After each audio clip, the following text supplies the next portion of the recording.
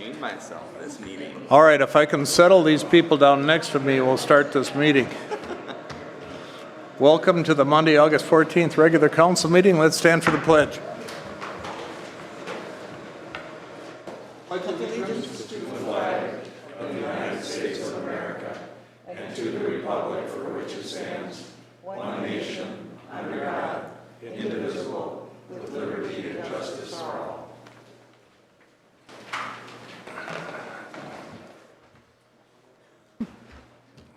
Okay, welcome everybody. We have got a couple additions to the agenda. Of course, we've got some additional bills for approval for the Pine River Overlook Park Pavilion and some additional bills for approval. And I would like to discuss change to Chapter 26 parking standards in the land use chart. So do we have a motion to approve them?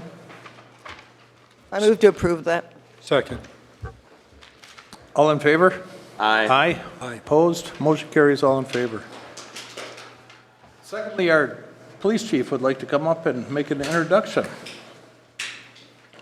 to the community. Thank you. Good evening. I was requested at our special meeting the other day that after you guys agreed to hire our administrative assistant, you'd like to meet her, so I asked her to come in here tonight. And so here's Jennifer LeBlanc, your new police administrative assistant. Welcome. Jennifer. Anything you'd like?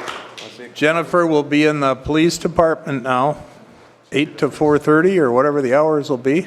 Yes, Monday through Friday, 8 to 4:30. And I just want to thank everyone for welcoming me, and I'm really excited to not only get to live in Cross Lake, but to serve the city of Cross Lake as well. Fabulous. Wonderful. Yeah. Thank you. Thank you.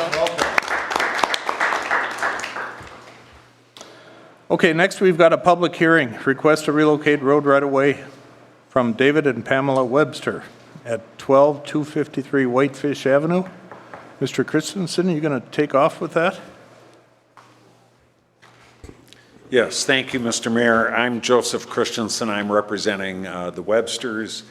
This was before you once already. The Websters initially requested that the right-of-way just be vacated, and it did not appear there was support for that. And so they went back and revised the proposal, and what is up on the display is an exhibit that I submitted to TJ for the Parks Commission meeting. And what it shows there on the right, if you will, coming down there, that's the existing right-of-way. And the proposal is to move it from that location over to the location on the far left or the west. And this is a topographical map, and the closer those lines are together, you may know that indicates a much tighter or steeper slope. And if you note on the topographical map, the top of the existing right-of-way is about elevation 1270 there, and it drops down to about elevation 1230 just in that short span there. So that's quite a drop from the upper end of the right-of-way. The lake is not visible. The lake is only visible down at the bottom. And in the new location, or in the proposed relocation area, and this is the proposed relocation area, but here you can see the top area of the right-of-way is wide lines, and that indicates it's flat. And so there's a large vista there. I don't know if any of you have had a chance to go out there. The Websters have had it surveyed and marked with markers out, both the existing and the new proposed location.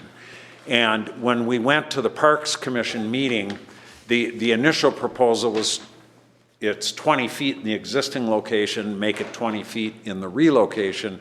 And the Parks Committee asked the Websters to widen it to 30 feet at the lake, so to provide a wider viewing area at the top of the bluff, and the Websters were willing to do that. And then the Parks Commission also requested that the Websters add a 10-foot conservation easement alongside it.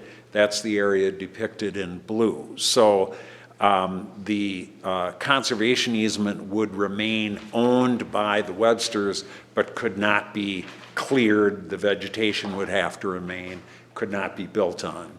And then I did not see it in the council packet, but also at the Parks Commission, they requested that the side yard setback, the 10-foot side yard setback, be measured from the conservation easement instead of from the red area, the right-of-way, so that that would provide an additional buffer, and the Websters are willing to do that as well. So that's the proposal, and if you have any questions, I'd be happy to answer.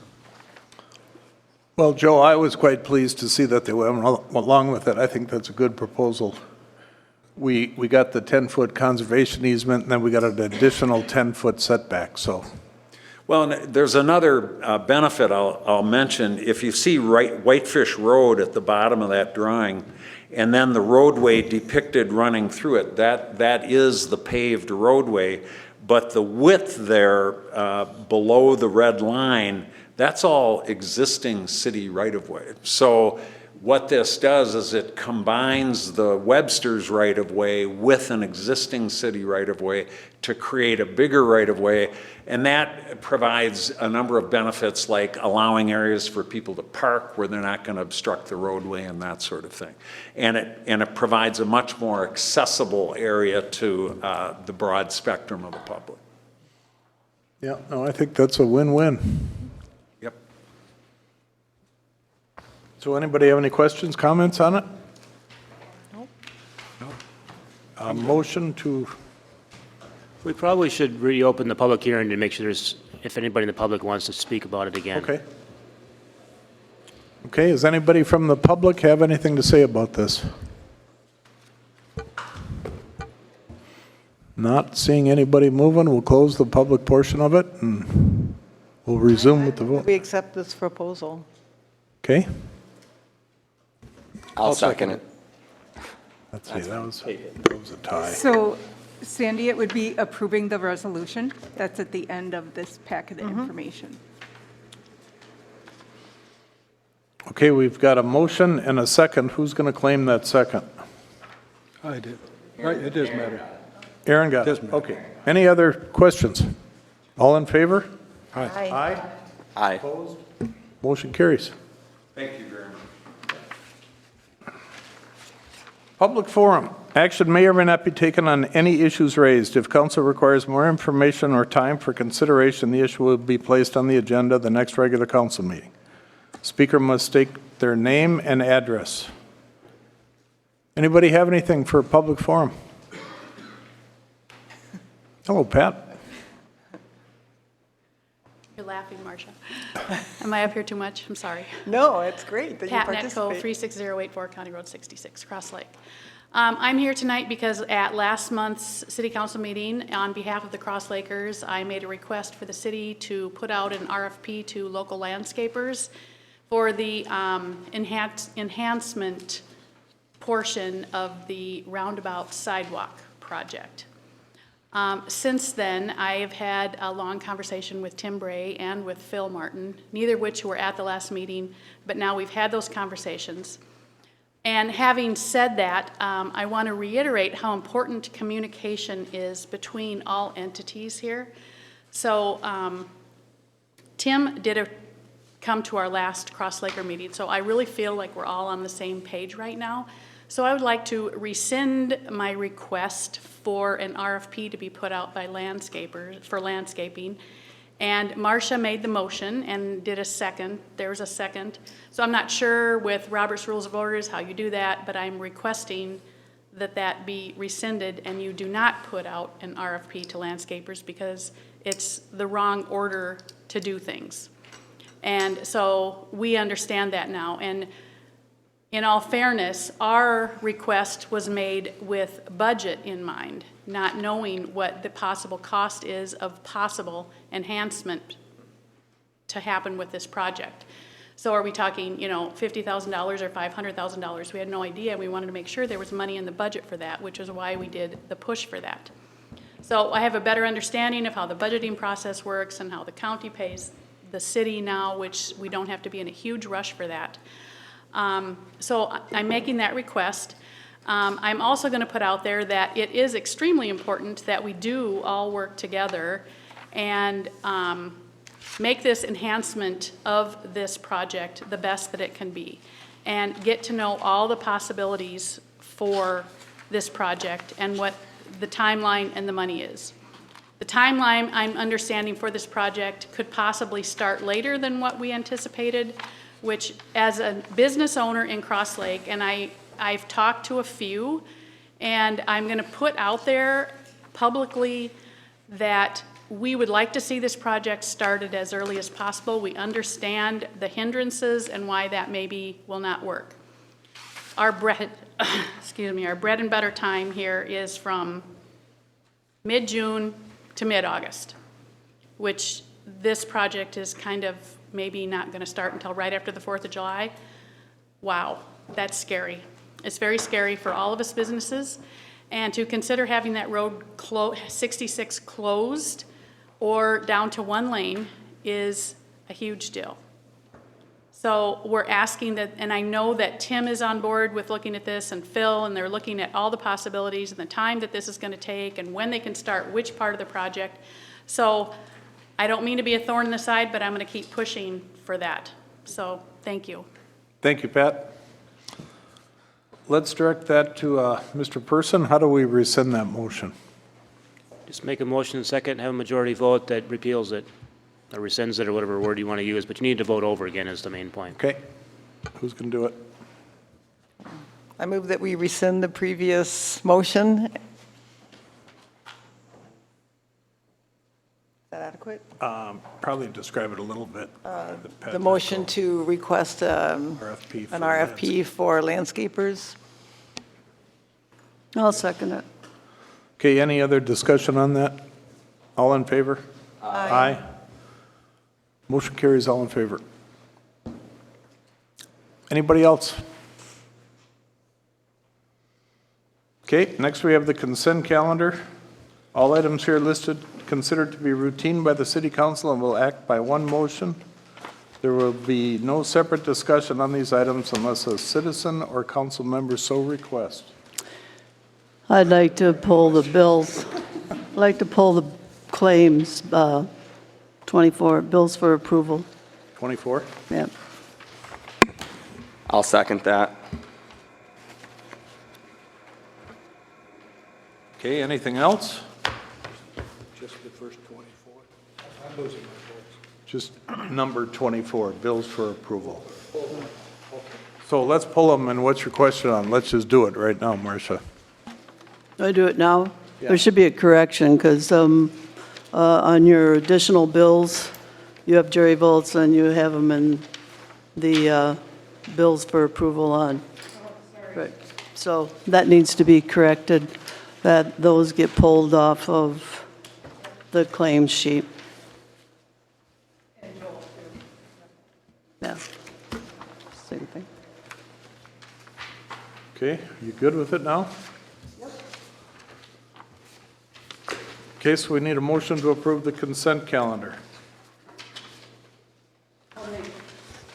I'll make a motion to approve the consent calendar.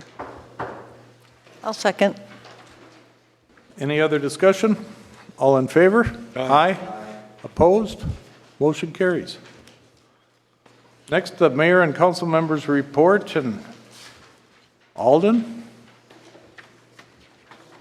Welcome. Thank you. I represent the PAL Foundation, and I'm here with really good news. We've been successful in raising the money we set out to for the Overlook Park. And so we have $34,000 from donations and from grants we received. It really speaks well to our community. The money came in, and came in, and came in, and so we can be very proud as a group. We're going to build something quite nice It'll be a legacy, thanks to all the people in our community. And thanks to those that wrote the grants and the grant companies that gave it to us. We had over 60 donations, and we have the $500 limit, and that puts you on the plaque, and we're getting donations still. And so it allows us to move to some of the things that we talked about for the second year. And so it is a really nice night for us all in Cross Lake. The councils should feel good about it because you guys supported it right from the first. TJ should be good because it worked out really well. His ideas, his planning made it possible. He carried the banner. And the community's response, just wonderful. So that's the first part of the good news. Second, I'd like to talk about the conversion of the old garage that we had on the site. Jerry Valtz, Jeff Knickel, Tom Swinson, TJ went down there to look and see what can we do with this old garage. Options were to tear it down, sell it as salvage material, paint it up, try to make it good. And they came up with this idea that's really quite neat, and TJ is going to show it in a minute, of converting it into a half shelter.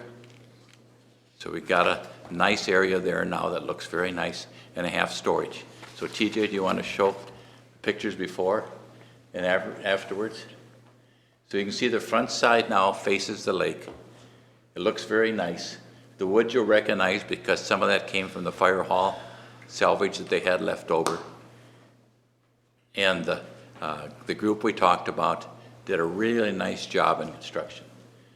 And so it's going to be just a nice addition for us. You know, the council approved last time $12,000 coming out of park dedication funds, and I think they went to good use. We got quite a nice facility here. Just look at this, for $12,000 and removing an eyesore that was down there before. Yeah, that's awesome, Eldon. Yeah, I really got to hand it to those guys because that wasn't an expectation when we sent them down there to look. And they came back with something. And Jerry Valtz said kind of a nice comment. He said, you know, it's much more challenging to take something old and ugly and convert it to something nice than tear down and build. And maybe that's a model for all of us. It's better to take something down, fix it up nice, make it good, versus just tear down and let it go. Yep. So, very nice night for us tonight. And So all of us, yeah. And You're done? I mean, you got all the money? No, we aren't done. Well, This you'll is a never be milestone. done, but I mean, you've raised what you intended to raise for the park And, down there? Yes, we have. And then your guys helped us with the 12,000, which covered this. Now TJ is going to tell you where the next steps are. And so, and So my guys are currently working on some other projects within the park right now. We built the frames for the picnic tables, for the concrete slabs, built the frame for the slab for the portable toilet. That's going to be poured later this week, if not next week. We have some just landscape work to tidy some things up. We were fortunate enough that PAL was able to raise enough funds. It looks like we're going to be able to get the parking lot paved and then a pathway that connects the parking lot to the portable toilet and then to the shelter. So they just actually approved that this morning to go ahead and move forward with that. So what we thought, again, is kind of the same thing with the playground, what we thought was going to take 2-3 years, we were able to accomplish in 1 year. So kudos to PAL and Alden and everyone involved. So it's going to come together really nice. We plan on having a grand opening next spring. We're going to make sure everything's tidied up this fall, wait till the spring and have a big celebration. Awesome. And TJ's already got nice ideas to add to it, like a trail alongside with identification spots. So it'll be nice, and then we'll put probably an epoxy coating on the cement in there. And TJ thinks the staff can do that. So guys, we're going to have something really, really nice. And if you haven't been down there, go down there and look yourself. And it's coming. We've got the dock in place. It isn't in the water. And the water isn't very high right now. We can't attribute that to TJ's responsibility, but the dock will go in. So, as I said, very nice night for us. And we'll be talking more and show you further things that happen. but it looks really good. And so I think we're going to have a nice project, guys. Thank you. Alden, thank you for all you do. Well, it's nice to do.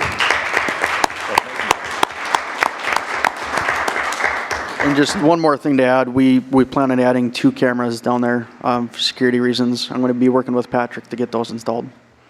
Are you going to consider allowing people to rent out that pavilion? We're going to keep it first come, first serve. Okay. Yep.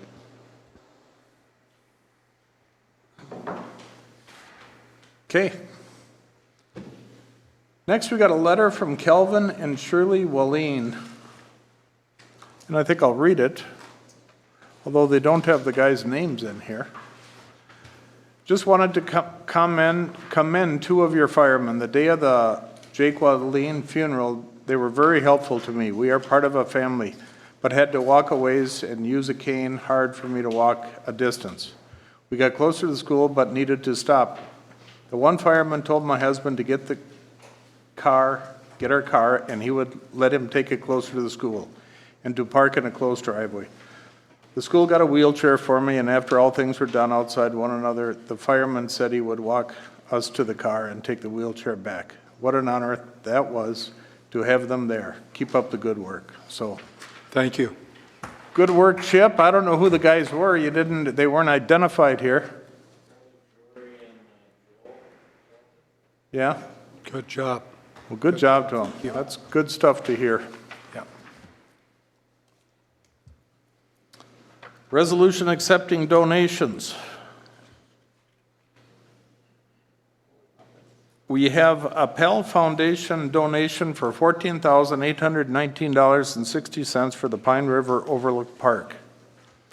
A Pell Foundation of $242.50 for the community activity area.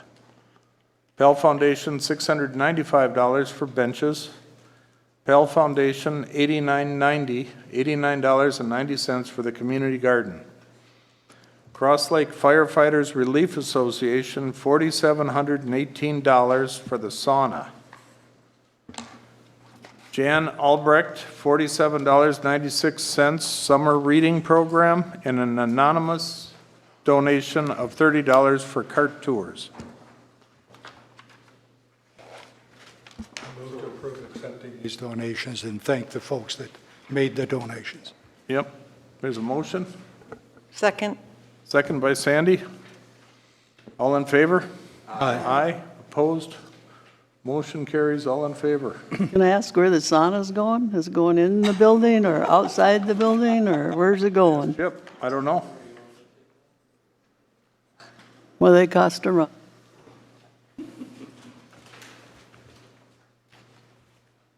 morning, or evening, Council. Jory Danielson, 12518, County Road 103, Cross Lake. We purchased a sauna to be used to help detoxify after fire events. It was placed inside our locker room at the fire hall for firefighters to use. Good. Thank you. Thank you.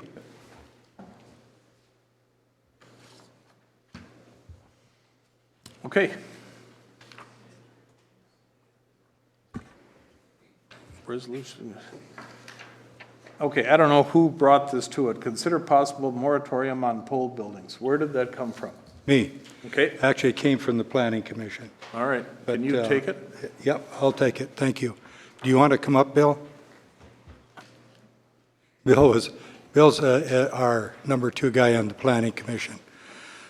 He passed that football I- off pretty good, didn't he? Well, I apologize because I don't know what's going on with my voice, but I'm losing it.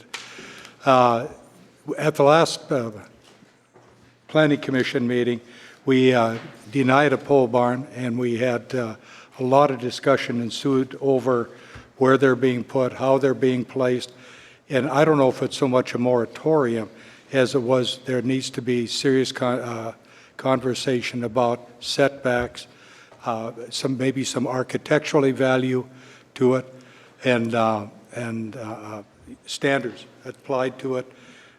But what there needed to be, and what they're asking for, is some direction from us, not a motion to put a moratorium in, but direction from us as to where we want to go with it. And I guess if a moratorium is it, then That's it, but maybe you want to explain it a little?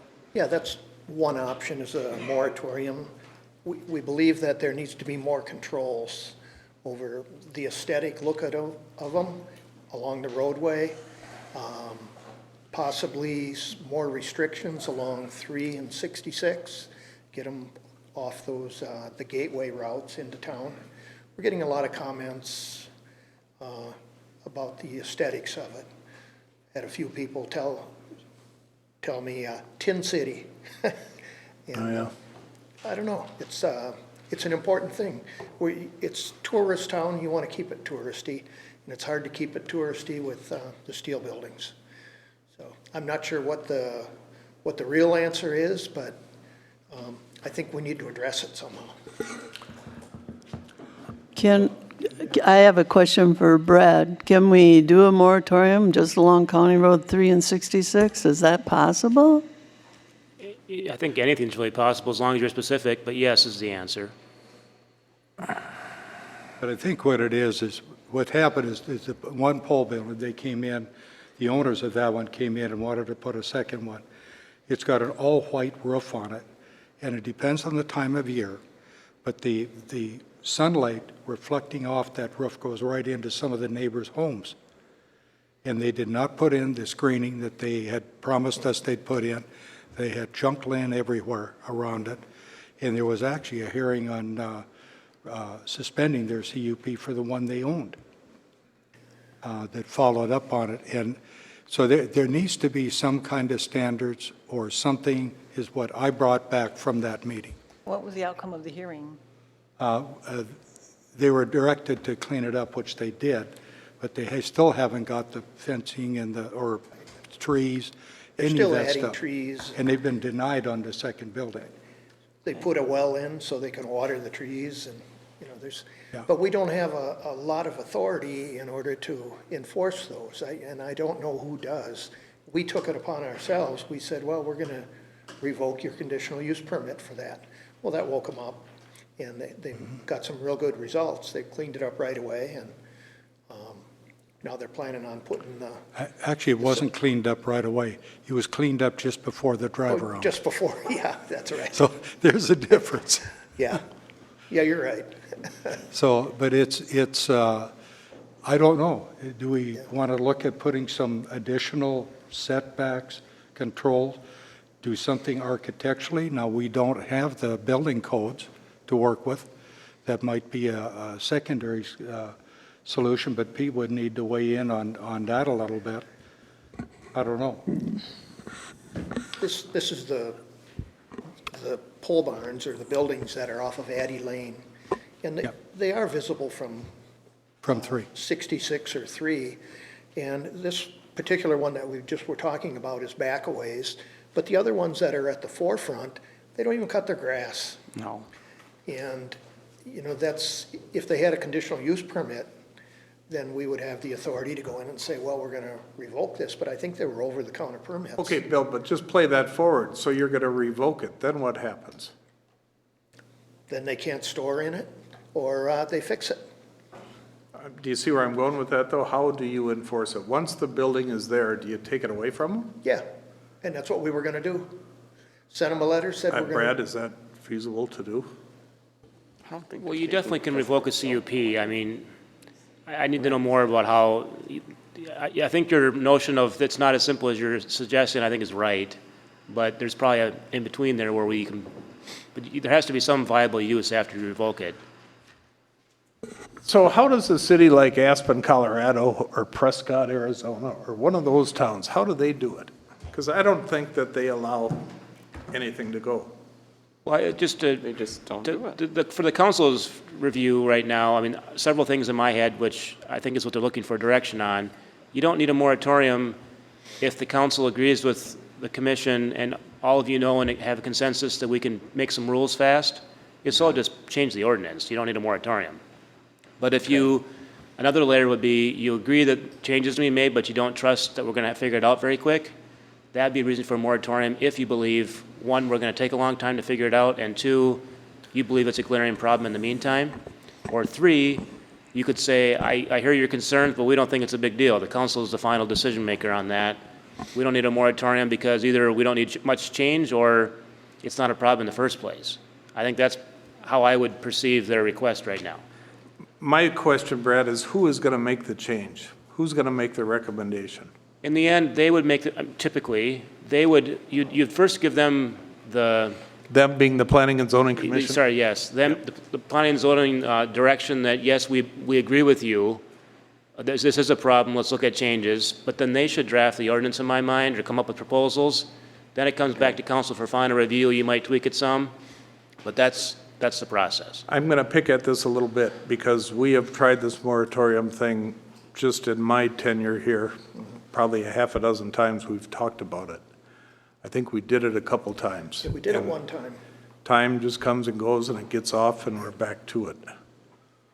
I support it. I would almost support a moratorium on the first 400 or 500 feet off of the main corridors. Okay, That would put an immediate freeze on some stuff. sure. I think we kind of manage the residential areas by square foot and sidewall height. Exactly. The riparian lots. I think that's, reasonable. Exactly. And then if we could get some architectural standards, which I think that's going to take an architectural committee in order to do that.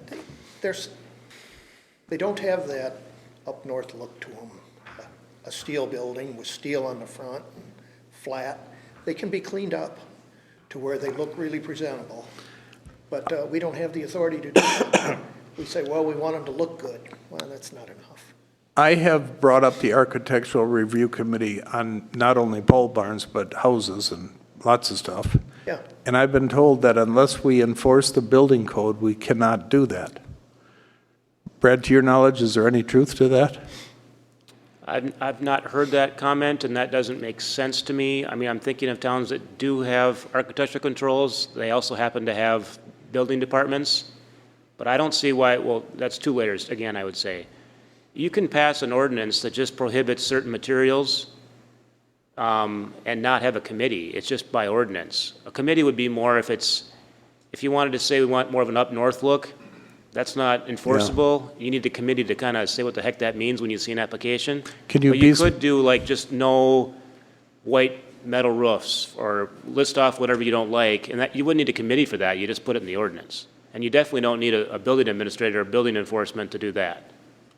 So you could have an Architectural Review Committee. You could do both. Come in my up with mind, some I haven't thought standards. about it until just now, but I think you could have control of the exterior look of a building without having building code enforcement. I think those are two different things. Okay, that's contrary to what I've been told in that. Because going beyond the pole barns, I think we need to do that with buildings. Some of the homes also, yes. We have got a couple of problems in town right now that are pretty serious, and I think one of them for sure is an over-the-counter that is turning into quite a disaster. So, and Peter, you and I talked about that a little bit, and what I would recommend to the planning and zoning, and we talked about this, is that if anything throws up any flags at all, you should bring it informally to a committee and get some more eyeballs on it and see where it goes. I mean, I think that's real critical. Because it could fit all the lines and fit inside the box and still be a mistake. Absolutely, yeah. We're going to have a workshop session on this very subject. I think, was it September 7th? So, yeah. So, I mean, I think we got to take a really hard look at it. Most of the lots that are being built on now, they're marginal lots. They're the ugly ones that nobody wanted 5 years ago. Right. And now everybody's buying them up. And then after that, now there's a lot of tear downs also. So it's tear downs and marginal lots. And the two things I hear is how cheap can I build this pole barn and how big can I build that house on that lot? Yeah. Those are the two things. So I think we got to get control of it. There's a couple of good examples right now. We've rejected a couple because of where they were, proximity to the lake and size. But you have to be careful about that you don't violate their rights that they have. Well, we've got some guidelines, though, that we got to make sure they follow, and some of them you can't follow them. you know? Peter? Some of them have the last ordinance changes that restricted heights and things in the shoreline zoning district. That's really putting more stress on our non-lakeshore property because the people now on the lakeshore, they essentially now for 2 years aren't able to put those projects. So I think that's why we're seeing additional requests in like the non-shoreland areas for sure too. So I think we're kind of halfway there with the regs right now because those ones that have been going up with the 12-foot wall height, from what I've seen, we haven't taken many complaints on, and actually a lot of people like those, you know, but I think we, you know, something needs to be a little bit more forthcoming in the other zoning districts. So, Well, and I think even that architectural review committee should take a look at the elevations of the ones that we are allowing. right. There are little porches, eyebrows, there are things you can do to make them an attractive building. Right. Instead of just putting a box up. In particular, the ones that are visible to normal traffic. That's what we need to improve on. There's Well, just, and neighborhoods and throughout. oh, exactly. Yep. So how, go ahead and form this motion for us. And we'll Me? vote on it. Yeah, yep, we have a meeting coming up for this, the workshop. The barnuminiums too, we should cut back on the size of them. Yep. Yeah. See, Bring that up. Sure. can I speak on that a little bit, Bill? Sure, go ahead. Okay, and some of the challenges that we have too, you know, between building code and non-building code, and what you're probably getting communication from, maybe you're hearing some different things, is if somebody calls it something with living quarters, because we don't do building code, somebody can build the barn dominium and use their residential permit, basically unrestricted. So that's why we're seeing these 30-foot tall buildings. It's their one house on the site, that's it. But that's kind of an angle that Can people we have been. restrict it that it's got to be the owner's primary residence? I'd have That to just popped in. think about that. I don't know how that would play out necessarily, you know, because then Well, we they're get auxiliary into. buildings usually, and it's for the kids or for whatever. and- Yeah, Well, I totally agree, we need some help with it. We need to work Right. on it. We just need to get a little direction as far as planning and zoning, but I think. So you've given because us we're some direction talking here. about it tonight, Yep. I think maybe you and Cheryl might have to take a few weeks off and close planning and zoning, huh? we've gotten significantly more permit requests now. Yeah. Much You're more. going to be flooded. Yeah, I don't know. You know, we've talked about it for years, and here we are talking about it again. Okay, Dave, what I'm gathering, just listening, you're saying look at the standards surrounding them, possibly architectural standards, that type of thing, and let the commission look at it and see where they want to go, bring it back to us next month. Does that make some sense? The only thing we could do is put a moratorium on a corridor Sure. for now. Well, Well, the standards are going to cover all of them, whether we like it or not. I know, but it's going to be another month, and Yeah. there'll Well- be 15 permits.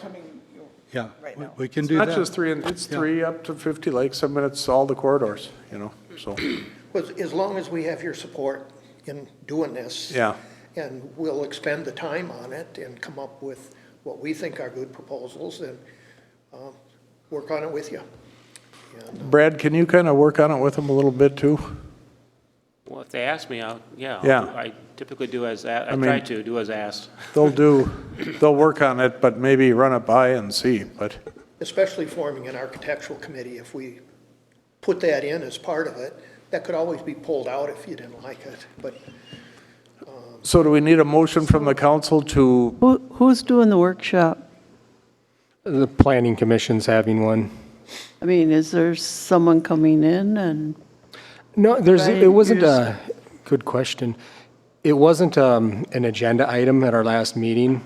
So in order to, you know, formally approach this in the right due process is what we're doing with that. So we're doing the workshop first so we can discuss a lot of things because there were a couple planning commission members that, maybe one or two that kind of are on the opposite side of the spectrum of it, where they said they'd seen the pole barn ordinance things come on where they require the facade is changed so it looks like a more northern look.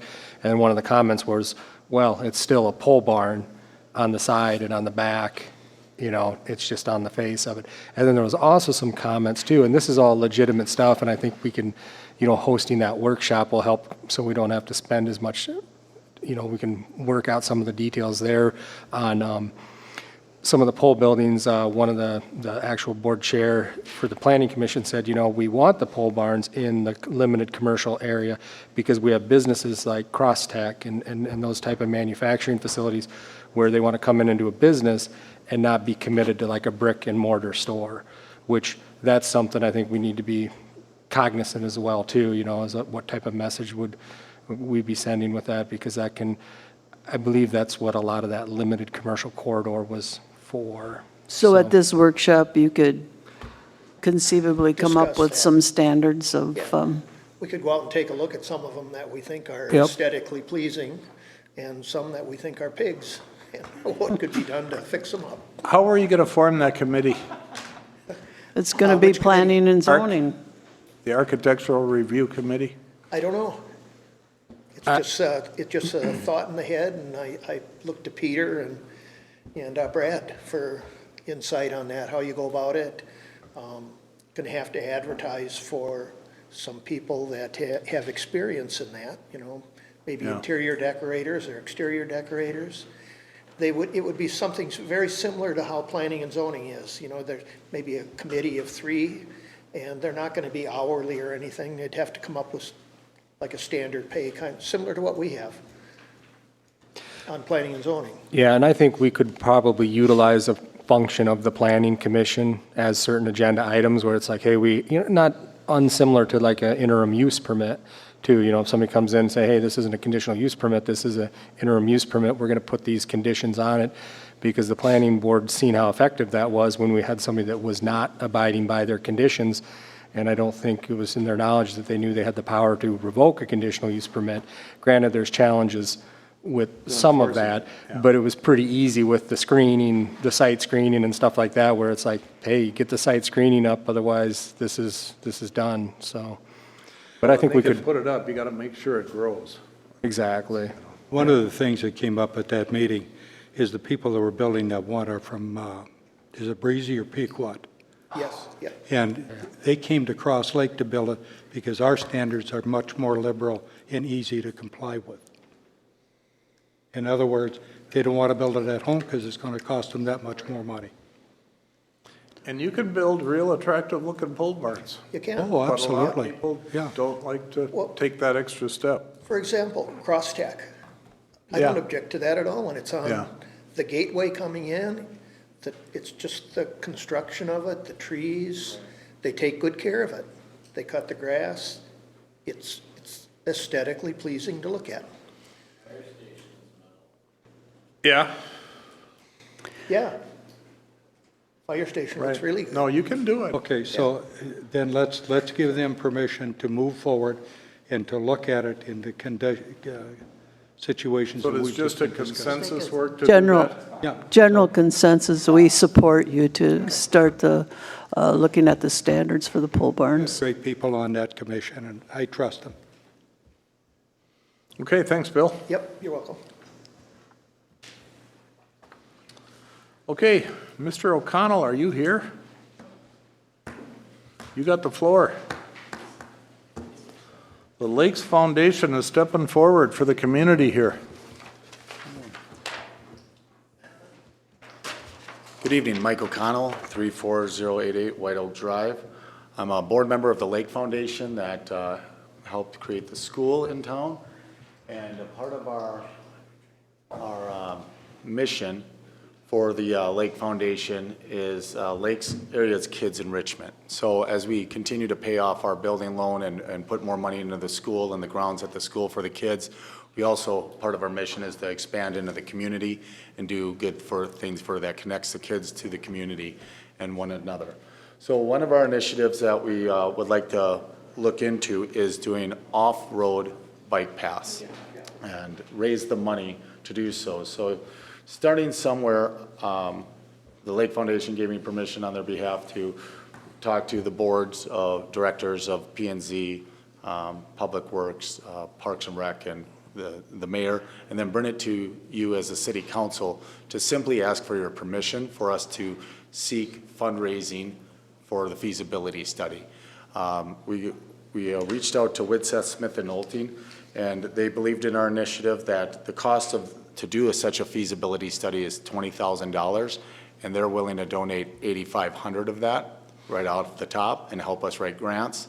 So we're not asking any money from the city of Cross Lake. I'll go raise the money from donors, other 501c3s. We just want to be transparent and public knowledge as we proceed this option and see if it's feasibility and it would work in different areas. You got to start somewhere, so we started with this area as technically called Phase 1. And the reason we chose this area was currently the sidewalk ends right here at the Corps Engineer Dam by Silver Sands Road across from Riverside. It just ends right there on County Road 3. We would be able to continue down County Road 3 to East Shore Road and then take East Shore Road down to the south corridor, connecting it to 103 and then to the dead end bike path that ends at the 90-degree turn of 103 and Perkins Road. So we'd essentially be connecting two dead end current bike paths. We thought this would be a good place to start for a number of reasons, but it covers lake properties. It covers Dancing Bear neighborhood here, which is a lot of young families with a lot of kids that go to our schools and go to our town events, that instead of having them being either on County Road 103 and 3, or even just as much on East Shore Road while traffic's going by and service providers are clogging up the road, would have a safe corridor for them to be off-road and safe to get to town. The residential neighborhoods on the southeast side of East Shore Road, the townhomes of East Shore Road, and then furthermore, the Golden Horizon assisted living that is located right there. When I drive East Shore Road, I'm surprised of how many of the residents there are out there with nurses and walkers and scooters, and they're on the road, and when you pass them, they get nervous, and we think this would be a great way to cover the whole gamut of young to old in our community. When I brought it up to TJ, he thought it was a good idea specifically because now you're connecting two parks. You're connecting the South Bay Park all the way to the community center, and you're keeping kids and family members and dog walkers all off the road. It would be similar to two previous ones we've done off of West Shore Drive and Manhattan Point Boulevard that have had opposition when they first come to be asked for, because people, when they're nervous about something or don't know how it's going to be, they typically have opposition and questions. But since they've been put in, I don't know of any complaints that have been put in from them, from the city. But if they are, I'm willing to learn those and try to address those as we continue to do this process. The Lake Foundation looks at this as being, not a project that we're trying to accomplish in a year, but projects that we will pass forward through our community for the next 50 years. So my request to you guys is, and open for any questions or clarifications. I might not know all the answers, but if I don't, I will go get them and bring them back to you. But my only request here tonight is for the city's council's blessing for the Lake Foundation and myself on their behalf to pursue public awareness and fundraising of funds by the public, businesses, and Lake 501c3s, nonprofit to hire Widseth Smith and Nolting to complete the feasibility study at no expense to the city. And then once we have that study and learn what that expenses will end up being, then that would be a phase 2 of our request. And from our position is that usually in the past, sometimes the concern was when you're having a bike path or an improvement go past your property on the road right away, you're going to be assessed with that. I learned from Mike Linus that the city doesn't assess private property owners for bike paths. So then it comes down to now how is it going to be paid for? And is it going to come out of the tax dollars? And then if you don't live in that area, how are we spending tax dollars to benefit someone other neighborhood that's not going to benefit you? So the Lake Foundation and the grants and our objective is to try to minimize to spend as little money on the city's tax dollars as possible. Even furthermore, as I believe you have currently 7 miles of paths. This path corridor right here would be about 1.7. So from talking to Public Works and Parks and Rec, they didn't feel that that would stress the potential hiring potential that they have between the two development committees. And then also looking at how are you going to maintain as a city the current paths of 7 miles that we have as they deteriorate, need to get repaired or replaced. If the city is looking to do a line budget item to address what's currently there, we would look into options of helping match that for future paths that we create. So then when it comes time for Public Works or Parks and Rec to address a path, they don't have to sit on their hands and wait 5 years for the funds to come or ask for additional funds in short notice from the city of Cross Lake. So Mike, let me extend that a little bit. Mike and I had a conversation about this, and there's a couple of things we have to look at. The citizens are asking for us to plow the paths now. So that is going to be a contribution of the city. But I think the Lakes Foundation intent is to do this from now on. It's not a one-time shot. To build bike paths? Yeah. Whatever. Yep. And then that would fall under the kind of what I talked with Pat and Mike Linus about as the budget comes in and you guys have that budget line item, we'll be looking at donating to that. And I don't know if that come into a donation directly to the city or come through a facilitator like PAL. But that way, as those plowing expenses and those maintenance expenses, you have additional funds to address them as needed. But I remember when the school wasn't built yet and the foundation, the concept was there, and you guys talked about, once we build this, then we're going to turn the money back to the city. And now they're doing it, you know? So that's awesome. Yeah, it's one of the first 501c3 charter schools in the nation. So the board and I that sit on there, unlike previous charter schools, we make no money from it. So we created it this way so we could give back to the community. Yeah, that's awesome, Mike. So you're just asking us for a blessing to go ahead and do a study? Yep. No money, No no time nothing? on your end besides tonight, and no money, and I'll go to work. Okay, who's going to make that motion? Can we do that under general consensus support I don't know. from the city council?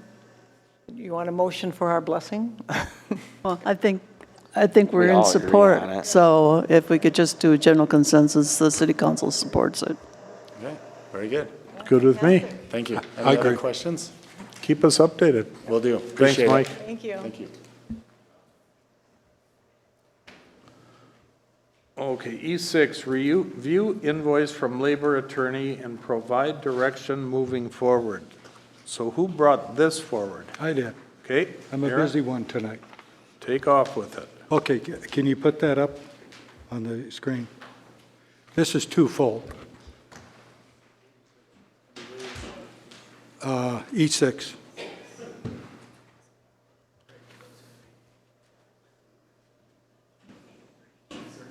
Okay, what I'm talking about is the bill's coming in very generic, and I want to see more specialized information on it.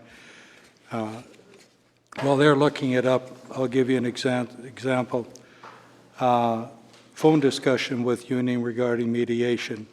Well, that's pretty self-explanatory on that one. Phone discussion with mayor and council members to review notes. What notes? For what? Phone discussion with mayor and review notes. What was being reviewed? I think we need to have a better understanding of what's going on. Did you get it there? Okay, thank you. But we need more information on the bill. I did not pull it off of the general consent because I felt it needed to be paid.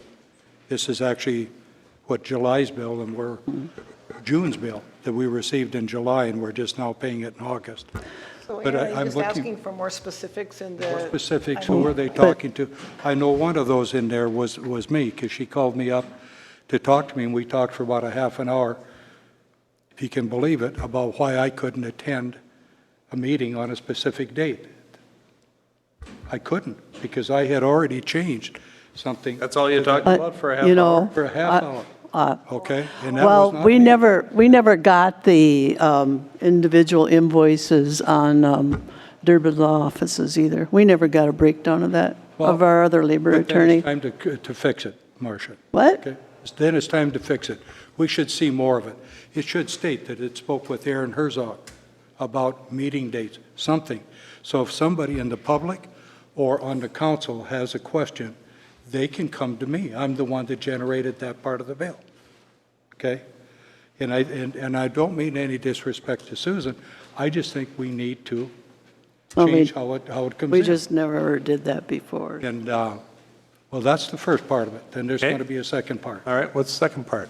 The second part of it is, we need to figure out as a council how we're addressing her, because I took a look, I saw the bill that just came in, and I'm telling you what, it just went on and on and on. I think there's 3 or 4 pages on it, on stuff. This one right here? So council needs to provide direction. The one that's in front of us, right?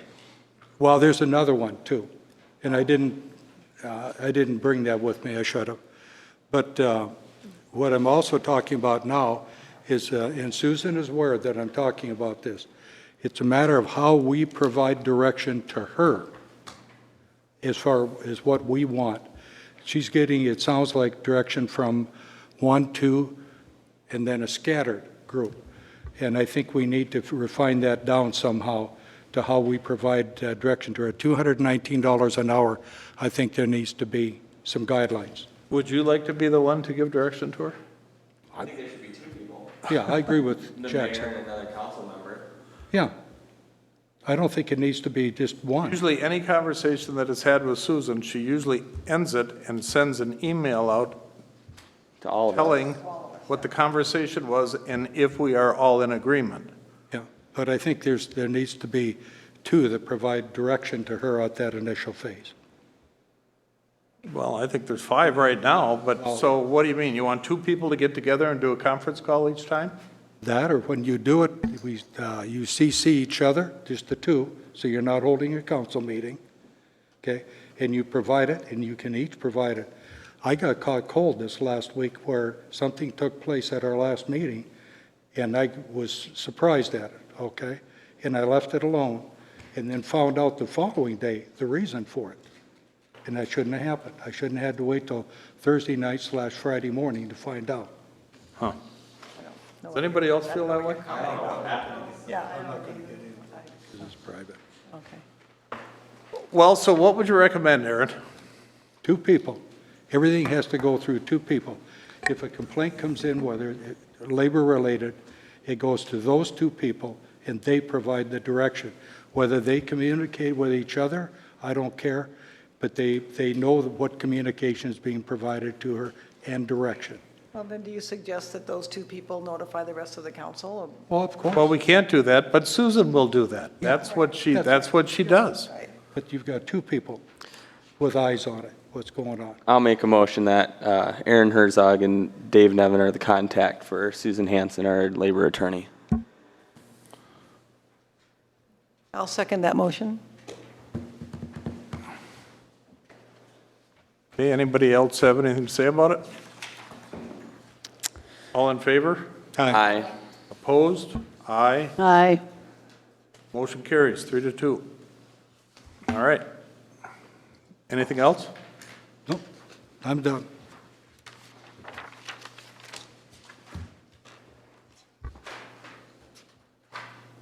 Okay, and update on city administrator's labor contract. Do we have that here? We don't have anything here. So, Mike, do you have an update on that? The only update I could provide would be mediation was complete on June 7th. The council received a signed agreement from the business agent prior to just before the July council meeting. And the way that it's usually worked with this and other contracts is once it's agreed to between the 2 bargaining groups, the city and the bargaining group, the collective bargaining agent signs it, sends it to the attorney for the city side, they sign it, and then the union steward signs the contract, and then you're done. So at the point we're at now is mediation was complete. It's been, in June 7th, it's been reduced to writing, and we're just awaiting final signatures. Do you have to sign it? I have to sign it. I'd be the last to sign it, yes. I believe that our labor attorney and the union rep has signed it. I don't know if you're, I don't have a copy from the labor attorney. The council still needs to sign it, and so do I and the clerk. Aaron, do you have a copy? I've got a copy from Susan. Right. And when I spoke with Susan the other day, I asked her about the contract. I asked her about the contract, and she said it should be before council, this meeting. So I went and talked to Shar, and I had it put on the council on her behalf But we don't have any paperwork to go for with it. approval. But we don't have it. Dave, you I should have received I it. did. Did you get it? I don't think. Yes. Char, did you get a copy of that email or no? No?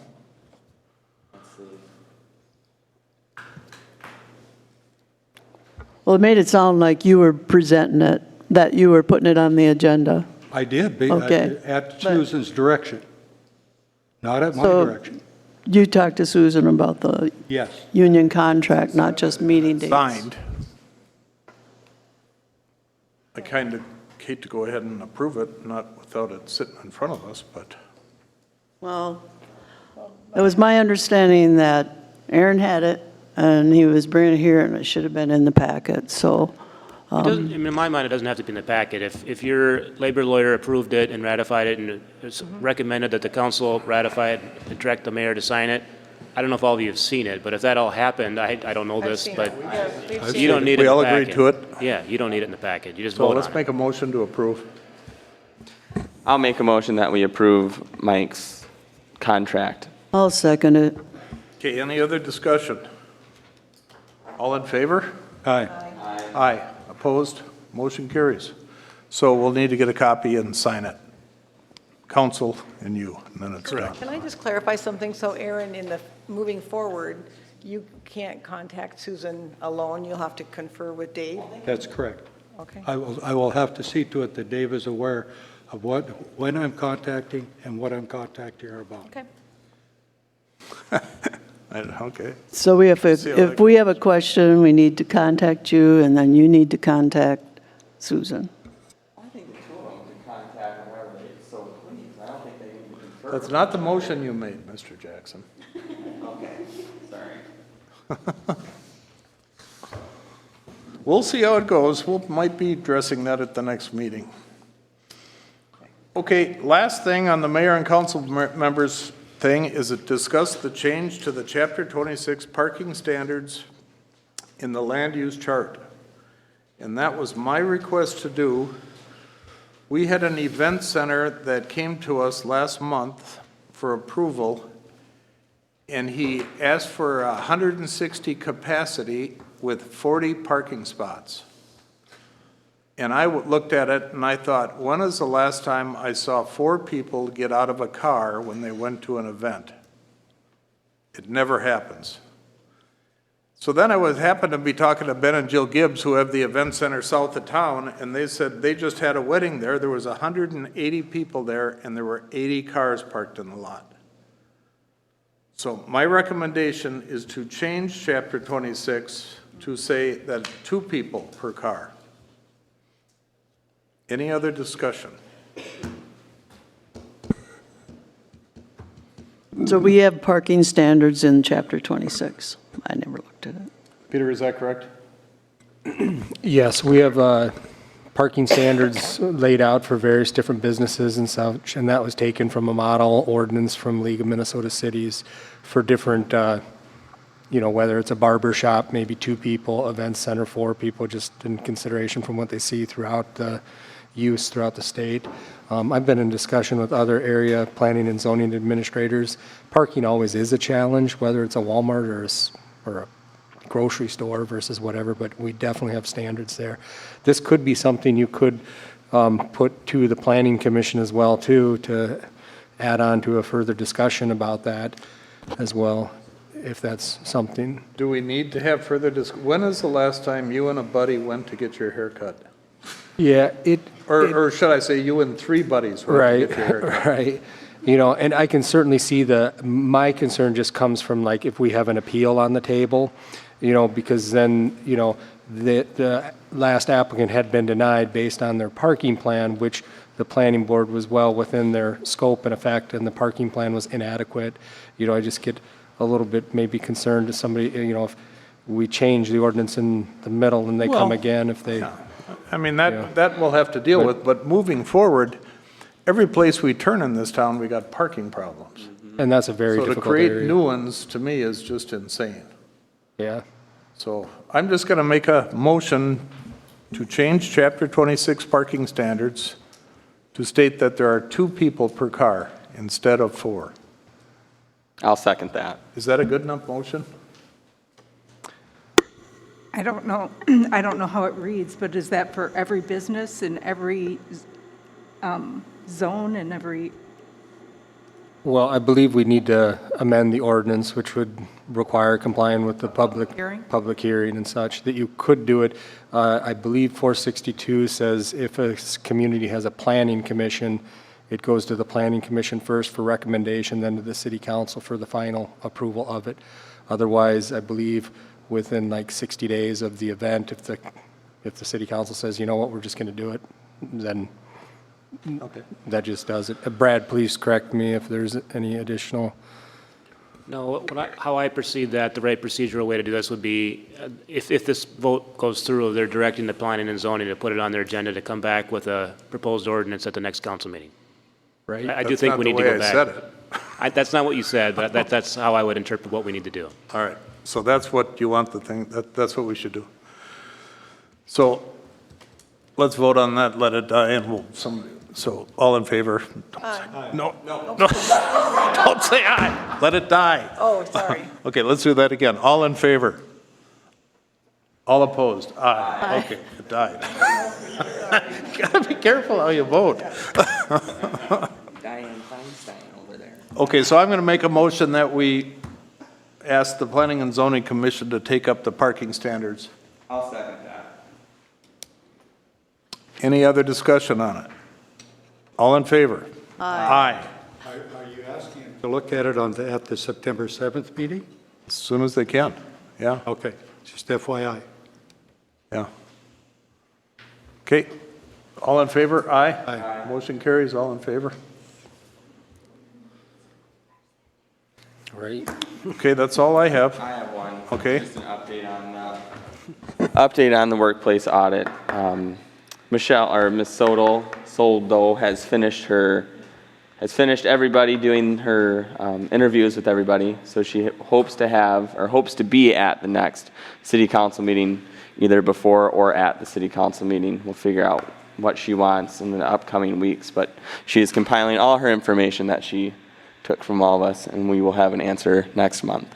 Jackson, is she going to present? Yeah, it'll all be presented at a public meeting. Okay.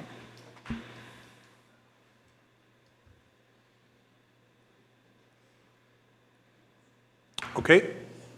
Next, city administrator report. Okay, first off, thank you, council, for approving item 7 under the mayor and council's report. Thank you. First item under my agenda is, it's budget time. Last June and July, we talked about budget coming up in August, planning and meetings second half of August. What you have in front of you is a proposed meeting schedule for August 23rd, August 30th, and then again on October 18th and November 15th. Those are all Wednesdays, Jackson. God, Jackson, how do you? So the two most important dates on item 1 are highlighted in black. We need to set the preliminary levy in September, and that's the time at which we set the levy where we think we need it high enough so that when we refine the budget and the rest of the information comes in, like for roads and other projects we're working on, we can adjust it at that point. So the idea is to set the levy in a sufficient amount so that we can adjust it downward if need be at December. So there's the meeting schedule, and what I have for you when you leave tonight is a draft of the first pass at the budget. There's a lot of numbers in there. I've already spoken to most of you. Some of you have stopped by my office, and we've had great conversations, either in person or by phone.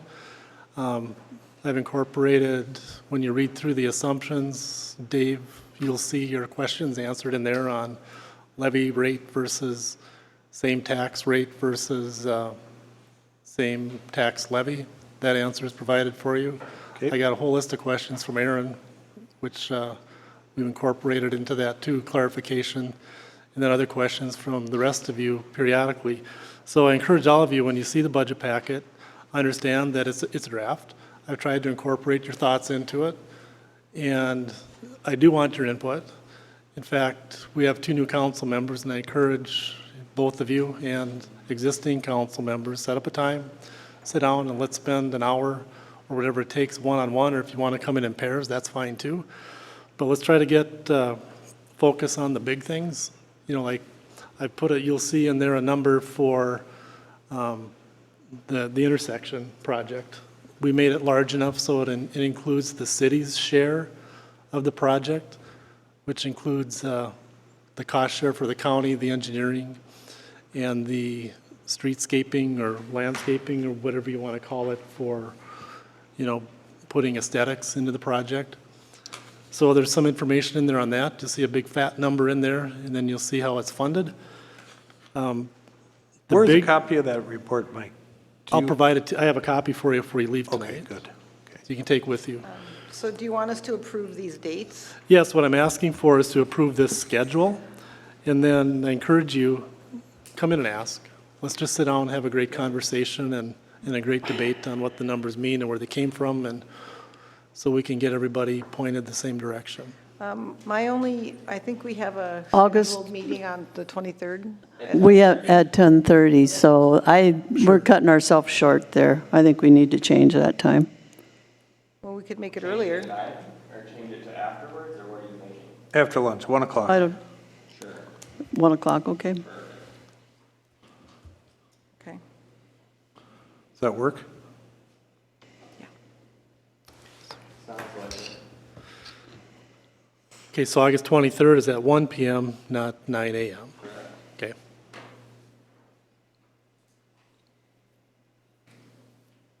We could add more meetings if you want on, We actually have till October 2nd for our preliminary levy to the county. I believe So it's the we could do. 28th. I'm trying to time them.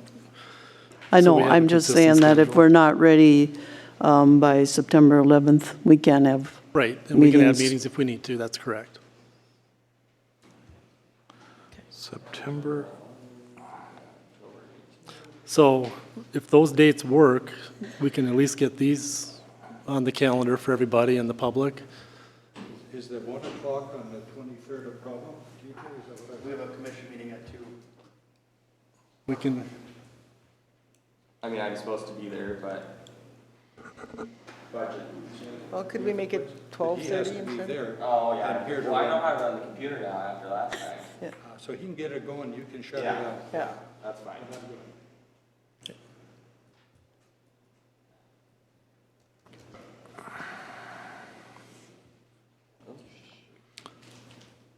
So was there any other? So have department heads given you their requests for capital outlay? yes, they have. Okay. As stated earlier, we're refining some numbers in Pat's department because roads and sewer are the big ones.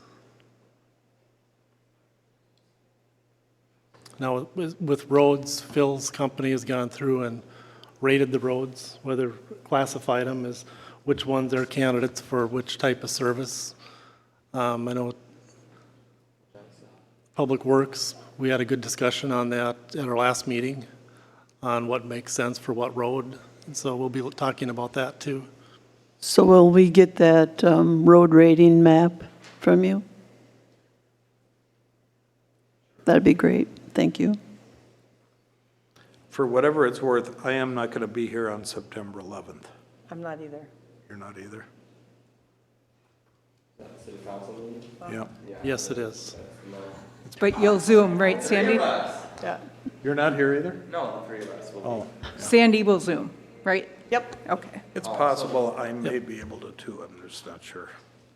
I've already notified you and you, so. Yep.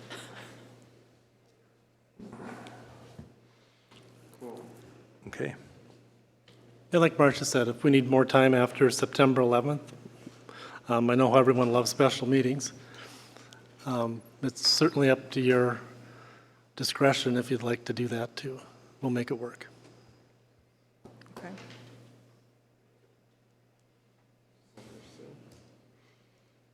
you need a motion. To You approve need a this motion schedule. approving Yep. these dates and times? With one change, August 23rd is 1 PM. 1 p.m. I move we approve those dates and times. I'll second that. Okay, all in favor? Aye. Opposed? Motion carries. All right. And I have one extra copy for the interested individual in the back of the room. So he doesn't have to ask. Okay, so second item is an update on internal technology and government cloud computing compliance standards. Has anyone up here ever heard of that? Yeah. Okay, Aaron has, and it relates directly to what Jake will talk about in public safety. A couple of the items, you've heard what we've accomplished this year so far is we've moved from our Barracuda backup system to what's called a Datto-based system. Barracuda does a great job in backing stuff up, but it's very limited at what it can do for continuity. Should there be an intrusion or a phishing attack or whatever, we can be back up and running almost immediately with everything, with the new system. That's in the process of being implemented. The second part of this, when we talk about government cloud computing, I've asked our provider to put some numbers together for us and then actually attend our next council meeting to talk about what's coming down and what standards will be in place. Actually, this goes back to about 2019 when the laws changed. There's been several updates to it since then, but it complies primarily for the police right now for 2024, and we'll need to set ourselves up so that we're in compliance too on the city side. Right now, the way the technology works is the internet comes into our building, comes into our firewall, and then we split it between police and admin. And part of doing that creates other problems for us. Everyone in Cross Lake right now has a crosslake.net IP address, right? What we need to move to is a different secure environment. So our IP address would be something, our domain, we'd have to actually own it ourselves and manage it. And it's basically guaranteeing that we're agreeing to keep our email system, our how we communicate with the FBI and the Bureau of Criminal Apprehension, all US based. So that data and the physical equipment is within our borders, not in Canada, not in Mexico, not in the overseas country somewhere. The rules make it, we have to have it within the US. And there's certain things we have to do to comply with that. So again, I've asked our provider to come at our next meeting. He's in the process right now of coming up with a quote for us so we can consolidate some of that technology. One of the big changes you'll see is how we use email. And so he'll be talking about that and what we need to do to be in compliance going forward, okay? So that's just an FYI, and we'll go from there. Sweet. Okay, that's all I have unless the council has questions for me. No, you told me about it today, so. Okay. Okay, thank you. Jake? Okay, commission reports. Aaron, are you taking the public safety? Sure. Resolution approving the state joint powers agreement with the city of Cross Lake, behalf of the city attorney and police department. Do you have anything you want to add to that, Brett? Because it says the city attorney. It's the prosecuting, I'm not the prosecuting lawyer, but that's, in either event, it looks fine to me. Okay, then we need to have the agreements with them, and I'm assuming that everything is in place, Jake. Yes, the joint powers agreement it's not really Yeah, anything new. It's and this something- is a standard every year. Correct, yeah, it's Yeah. just a 5-year renewal period, and we're just due to renew that contract with the state, so everything basically remains how it Yeah. was before, and Yeah. we're just renewing the contract. And I would make a motion to approve that joint powers agreement. I'll second it. Okay, conversation, there's two parts to it? Yeah. Do we Then there's, need to, yeah, the resolution too. are they both one motion, or do we need to make two? Yes, it's all in motion. Okay. Any other comments? All in favor? Aye. Aye. Opposed? Motion carries.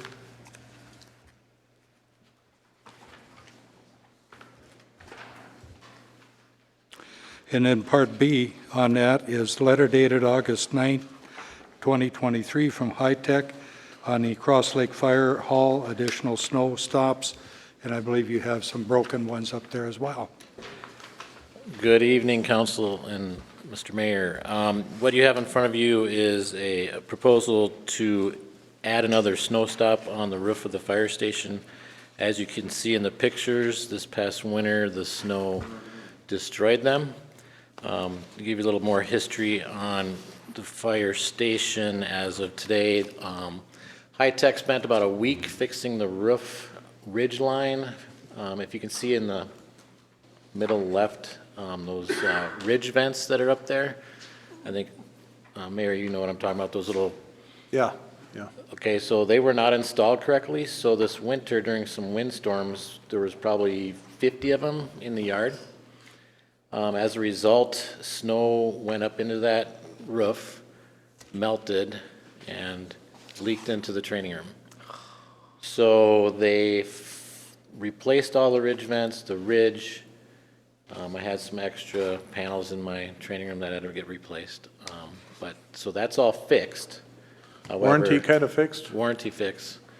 But the snow stop is not fixed as of So yet. you say one row of snow stop on that, are they going to fix the one? They're going to and put fix an the one, additional yeah, they're going to fix the one, then add another one. I think there was just too much surface area. And the snow that rolls off that roof peels back into the sidewalk? Correct. Correct. Yeah. A couple other items before we make that decision, if we want to move forward with that, is the two front doors that we have that are original from the original building, the glass ones, they're being adjusted every month because they don't lock. So it's like $75 here, $90 here. Can I get a bid to replace those? Those were never replaced, but it's just constantly, we have to make sure they lock because some people say, oh, it was wide open, I just walked in. I'm like, okay.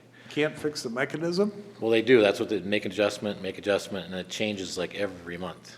So they have to come and fix it, or they have to adjust the lock, or they have to adjust the door. And they keep saying, well, it's original and it's old, and we're going to keep doing this until you replace it.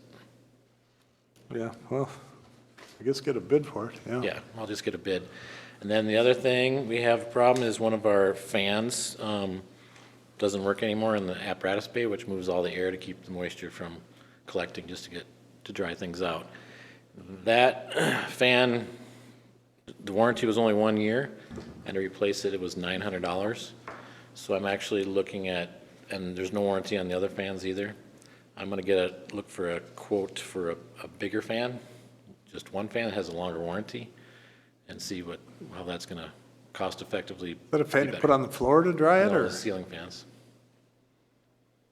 But I'm also looking at big cow barn fans. Right. Yeah, see which one's going to be more productive, because we need that air movement in the wintertime. Yeah. So, but this snow stop thing I think is a big concern, because they need to fix it first of all, because it peeled off, there's holes in the roof right now. And then I think they need to add another one. But there'll be no cost for the repair. Not the repair, no. Right.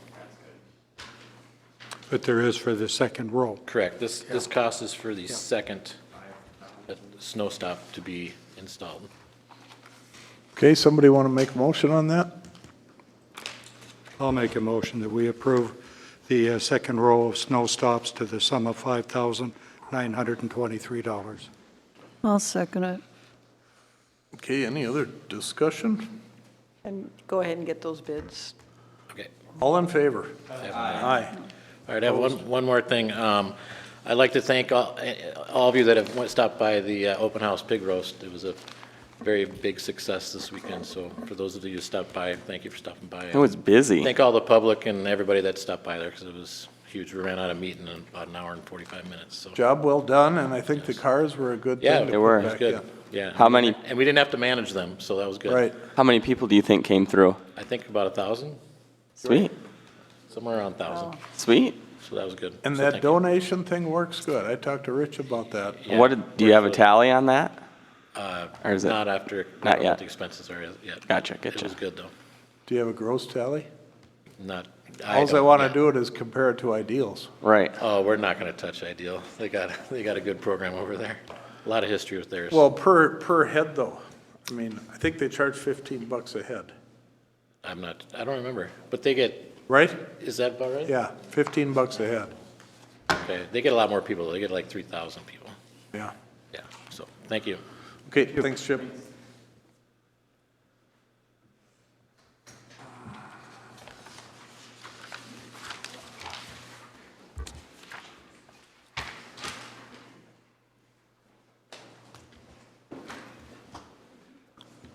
Planning and zoning. All right, good evening, Mayor, council members. We're on agenda item G2, an ordinance amending road name. We're looking for an approval tonight. Typically, what we do is go to the residents that live on the road and ask them what their recommendations are for a road name, and then bring it before you. We also file it with Crow Wing County to make sure there's no redundancy in the 911 road addressing systems. So they chose a word, I don't know if I can pronounce it right, Bison Road, and that's the neighbors want it there. It's a Ojibwe term that means peace with your neighbors.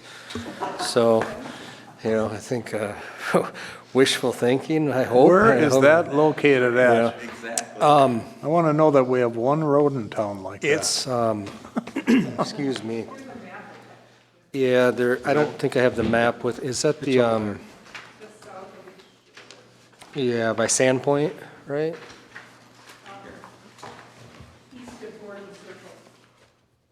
And what happens is there's a lot that's back in there. This isn't part of like a new development or anything, but when this was platted years ago, they only brought easement access to this piece of property. So they want to build a house back there. They have conforming building location, everything, but we cannot allow 3 address points off of one property So without. that is not going to be a publicly maintained It will road. not be a publicly maintained road. Yeah. All right, are there any lots for sale on that road? No, yeah, see, right. I'd like to get one if there is. Oh, because it's peace with your neighbors. So that's where it accesses that corner there, right at the south end of East Shore Road there. And the lot that they're developing is the terminus of that red line there, and that red line would be, it's basically a glorified driveway for 3 residences. So no city maintenance or anything on that. So they could not access the front of it because there are the historical burial mounds that are in that platted parcel.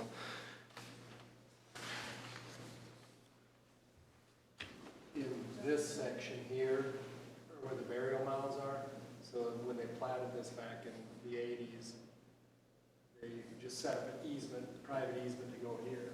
So in our policy with our 911 is we won't do 3, only 2 on a side. So is that corridor where the burial grounds are, is that set aside for that? It is, yeah, it's historically recognized Good. on the register. Absolutely. Yeah. And it also comes with additional setbacks from the property too. It's protected with like a 50-foot radius. There is a old fence back in there. When they were required to fence it off as well too, but that's kind of fallen into disrepair. But there's a couple of those around the city in certain spots when the archaeological group feels the need to share with us, which they don't often on stuff like that for whatever reason. So Make a motion. But I'll make a motion that we adopt the ordinance amending Chapter 42 and to publish the summary of the ordinance in the paper. I'll second that. Any other question? All in favor? Aye. Opposed? Motion carries. all right, thank you. So that was both of those in one motion? Yep. That's cool, Shard? Do them both in one motion? Okay, thanks, Peter. TJ?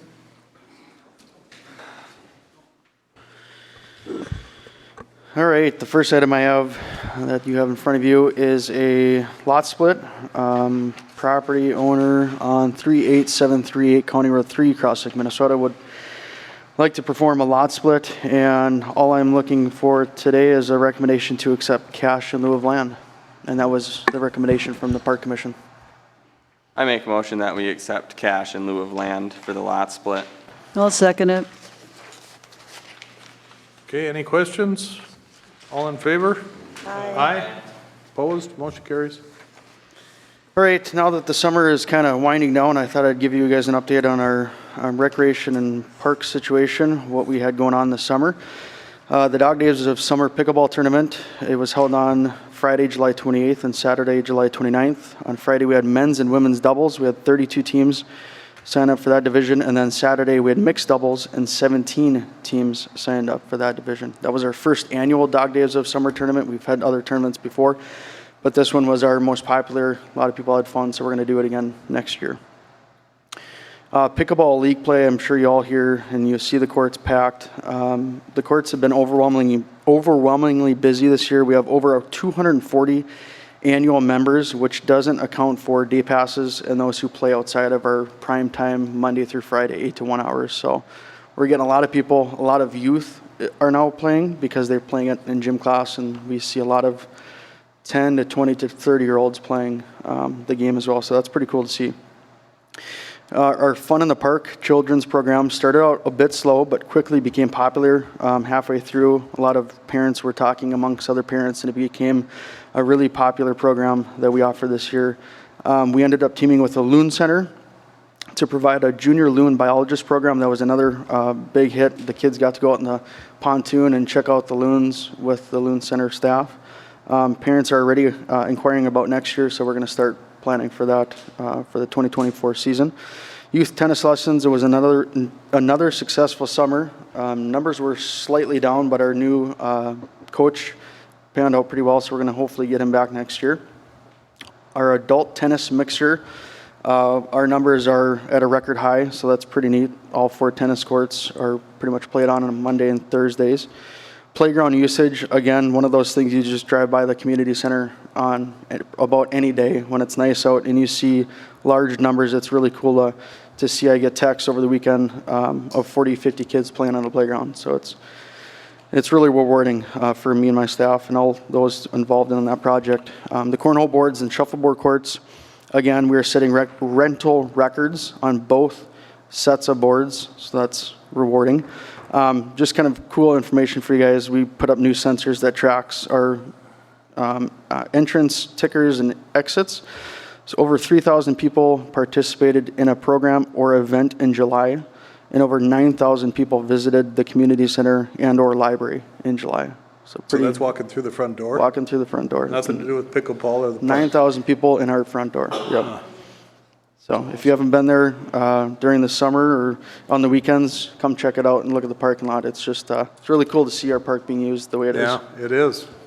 It makes it all worthwhile. That's all I have, unless you guys have any questions. I just have a quick question, Sure. TJ. What's going on the South Bay Park? I see that stuff is staked. Is that just to tell people what's going on? Or That was for our archaeological survey, and I have Okay. exciting news coming next month. It's just still in draft form, so Okay, cool. anticipate something next month. Sweet. I just want to commend you, TJ, and you've done so much for the Parks and Rec. Great job. Yeah, good job, TJ. Second, yes. All right. All right, we need a motion from Public Works made a motion by Tom Swenson and second by Mick to recommend that the city council direct the staff to remove the private road sign on the newly located public right-of-way. And they voted all yes on it. That's up on Whitefish. What's a little history on it, Patrick? The signs are up closer to the Whitefish Road, and the city owns down 100, 150 feet, so they want to get the signs down where they belong. So So you're they gonna- know that it's right away you can drive on and use. Okay. That's the right-of-way we just discussed tonight. Yeah. So most likely, if we do sign that right-of-way and put it on a map, people are going to park on that off-street, off of Whitefish Ave, and right now, currently, there are 2 huge signs that say private property. Who put them there? The land. association, I assume, down the road, but Tom, did you want to say something, or are you good? That's basically what I was gonna say, the right of way goes halfway down the hill, but the association has a private road do not enter sign right at White Beach Avenue, so, that's a flat area that's gonna be available to the public, but nobody would turn down that road because that sign is right there saying, keep up. I'm making a motion to authorize. Remove, or we recommend that they remove the sign. If they want to have a sign down where the right of way ends, going down toward the lake, and their road continues, that's fine. I'll make a motion that we move that sign down to where Right the down to where their association, to the property end, begins. yeah, to the, Second that. Okay, any other discussion? All in favor? Aye. Opposed? Motion carries. Then there was a motion made by Bob Frey and second by Tom Swenson to recommend that the city council direct the staff to order a 2024 one-ton crew cab, which can be canceled with no penalty, to replace the 2015 truck that I'm driving now, as it's got 105,000 miles on it. And then we'll You hand it just got a down. new truck, didn't you? The two-ton, the dump truck. Yeah. well, I think this is budget time at our budget meeting rather than this meeting. Well, no, the reason I'm bringing it up now, because we can cancel any time, is I have to order it this month. We can walk out of it, don't cost us anything, but I have to order it. That's why I'm bringing it up. Do you think the I cost will guess go up if you don't order it I'd now? like, What's that? Do you think the cost will go up if you don't order it now, or? The problem is you have to wait. It's Availability. kind of like with the two-ton, when we ordered that, you had to order it, and it still takes a year to get. It's the same thing with this one-ton. I would like to see the budget in front of me before I make a motion or even vote on a motion to purchase that. Well, but we truck. don't have to get it. I mean, No, we there just- I know, was no but you know financial what? tie or At the end of the, at the end of the, he's got till the end of the month, and we have a budget meeting August 23rd, so I think we're good with that. Well, you would need it, be able to vote, or we need to vote before the next city council meeting, because then we're into September, and he needs to order it by the end of the We month. can do it at the budget meeting, So we're gonna approve it on, August 23rd, if the budget provides for it. I mean, Can we haven't even authorize seen it? the budget, and we're going to spend money in But you're 2024. not spending the money on the truck, because all we're gonna do is place the order. It's like when we bought the two-ton. We could have backed out of it any time and don't cost us anything. and if you back out of it, somebody's definitely gonna buy it. It's gone. It's, one of the other cities will take it, or Did- whoever, We spend an additional $20,000 on that on truck? the two-ton, yes. Yeah, so, But that wasn't on the truck. The truck itself stayed the same price. It was all the Christ steel prices that went up. I'll make a motion that we tentatively order the truck, the 2020, whatever, 2024 truck, With an option to cancel it. with an option to cancel. Yep. Okay, I'll second that. Any other discussion? All in favor? Aye. Aye. Opposed? I'm opposed to it. I think we should Motion wait till. carries 4-1. budget. All right, and the motion was made by Mick and second by Bob Frey to recommend that the city council approve the estimate for Anderson Brothers in the amount of $11,204.88 to repair the fencing and the bike trail on West Shore Drive. Because it is settled, it's leaning way back, and there's a danger, it's all cracked, and it's a serious safety hazard that we just need to get done. And we do have money in the budget to take care of it. Pat, is this West Shore Drive or West Shore Trail? West Shore Drive, it's right, Is right it, north on your of thing, the, on your thing here, it says trail. West Shore oh yeah, the Drive, trail, yeah. Okay. Yeah. Yeah, well, yeah, right now the water's running the wrong way on there because the trail is sunk, and we're trying to get the water to tip back on the road so we can direct it to the right place. You know, and like I said, they got, there's a big, it's sticking up, and that is just, it's a safety hazard. And I'm surprised somebody hasn't fell on it yet. So, Okay, I make a motion that we, approve the repairs at a cost of $11,204.88. I'll second that. okay, all in favor? Aye. Aye, opposed? Motion carries. And then we made a motion at the commission that we, to include the cost of the 16-foot snow pusher in the 2024 budget. This item obviously we'll discuss that at our next meeting for budget. And then there's two more things on the list, and one was the new employee. So I think last month we left it, you needed to know what the pay rate was gonna be. And that'll be, what is it, $18.45? Is that right, Mike? That'd be the starting. Starting pay. And if you guys approve that, then we can advertise to fill that spot. Yeah, you'd basically be the same rate as the park maintenance worker. Yep. Be the same wage scale. So it's based on experience. What's the high end? 1845 to. Yeah, we can get back to you with that.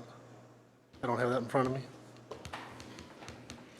I make a motion, we approve that salary, starting with salary.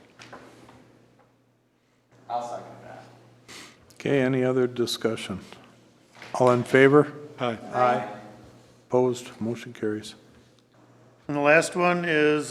Pat, you only had one thing on the agenda. Well, this kind of snuck up. To match up with TJ's Blacktop down to the park, we need to finish the road going down into the park. That actually, it's like what, $3,700 roughly? By the garden? What road? To the Pine River. To the Pine River. Overlook. Oh. Yeah, the overlook okay. deal. Although the Anderson brothers will do it for a little over $3,700. Didn't you say, TJ, that you had money for that? We have money to pave the parking lot and the trails within the park. This section, there's a piece of roadway, remind me what the road's called? Riverwood Trail. Yeah. There's a Riverwood Lane. It's it goes north and south. It's going to the park. The bituminous ends probably 70 feet from the gate of the park. And that's where, from the gate of the park to the parking lot, that's what the PAL Foundation's gonna pay for, that parking lot and the trails. But there's that section of Class 5 that there would be no road, no bituminous. When are you doing the parking lot and stuff? Not this year anymore. Depends on when, we were trying to line it up, so if council wants to do this section of road, we do it at the same time, obviously, to save costs for mobilization and everything else. So if you give the blessing to him, I will get on the ball with the Anderson brothers and we can do them both at the same time. But is that a price based on them doing both at the same time or doing it Correct. separately? Correct. Based on them doing? One trip to the site. Yep. Do we have a quote? I just got it, yes. Yeah, we have a quote, it's a little over $3,700. I apologize, I do not have the quote in front of me for some reason, but. For the road part? Right. What about the You know, parking lot? I have money in the budget, so it'll be taken care of. Is that the last thing? That's it. We can go home. All right, Jackson, make the motion. I'll make the motion that we pay the roughly $3,700 to finish the road between the two. Second. All in favor? Aye. Aye, opposed, motion carries. You're done. I'm done. Public forum. Action may or may not be taken on any issue raised. If council requires more information or time for consideration, the issue will be placed on the next agenda. Does anybody have anything? Not seeing anybody, we'll close it. City Attorney? Old business? I got something. The side-by-side, do we ever sell that thing? I don't know. The bid deadline is, I believe, 8/31. Okay, so after that, we will open. I don't know how many bids have come in, Shar? Okay, I guess I didn't read the ad. Are you gonna throw How one? about- No. What about the water truck? Did you sell that? No, because the tanker, we're just about done with putting the pump on it that Chip gave us. Another day or two, and then everything will be on the auction block and it'll be gone. So at the September meeting, you'll both share with us what you sold them for? If it's all, if it's, Would be yeah. great, okay. All right, and then I just wondered about the joint facilities agreement. Are we anywhere on that? I mean, are we any closer to having an agreement with the county? Here he comes. While Tim's walking up here, we have a high-level number that's included in the budget on what we need to budget for the city's share of the expenses. We've had a few meetings back and forth, and right now, the details are being hammered out with the county attorney, who's been very busy, and they'll be planning to get us a copy so Brad can review it. You must have And- something to say because you came up to the podium. I thought you expected me to come up. So go ahead, Tim. He did a great job. It's just the city attorney, I can't set the priorities for the county attorney, and so he's working on it. That's all I Okay. can say. So we're close. Maybe September meeting? We'll know something or not? Can't commit the county attorney, Oh. sorry. But what's important to you, I think, is the budget. And Mike and I, we've been sharing some of those numbers that we've had them out for about it seems like 6 months. So he has included that number in the budget, I believe. So. And the Is mayor that was based in. on percentage or? That's based on that general agreement that we had, that The the original? county would provide the personnel to do it, and then we would split the cost on that historic 5347 Okay. line, and there's some capital in there and some other things, so. Okay, all right. I believe that was in a earlier packet. Yeah. So, and it hasn't changed since, because the attorney's had it since. Okay. Thank you. Yeah. Tim. Then The I biggest, just the have, biggest change in that agreement is you'll see an overall cost reduction is what we're planning for, because the bonds were paid off, will be paid off on that building. now it's just a matter of operational and capital outlay. Yep, and then we're looking at a longer-term capital plan, so we can do some enhanced maintenance on the building. Some of the things we're working on is when something breaks, how do we fix it? Do we look at the county's system? Because they have a process that they use for all their other buildings that works really well. You know, do we implement that or not, and how does that work? And so those are some of the things we're working on right now. That'll save us both money in the long run. Okay? You going to ask about new business? Any new business? Go ahead, adjourn. Yes. No, I have new business. Okay, I read that the salary survey that's done between the League of Minnesota City or the League of Minnesota Cities sponsors it. The deadline's August 18th. Are you going to have that, meet that deadline and submit the salaries into? I'll give you one guess. I already submitted the preliminary data a month ago, and I finalized the salary data this afternoon. So Okay. it's submitted. Thank you. Yep. And just so the council is aware of that, what happened was the League of Minnesota Cities would cities would submit salary data to the league. And the league had a third-party vendor that summarized that data, and they used a number of different parameters. And so I've already submitted, here's our benefit packages, here's our salary scales. Then I finalized the wage scales for them, the job descriptions and what class they fit into. And what the league will do is they'll take that information and they'll combine it with all other communities that submit data, and then allow us to have access to that so we can see where we stack up amongst others. Okay? Great. Thanks, Mike. I make a motion, we adjourn. I second. All in favor? Aye.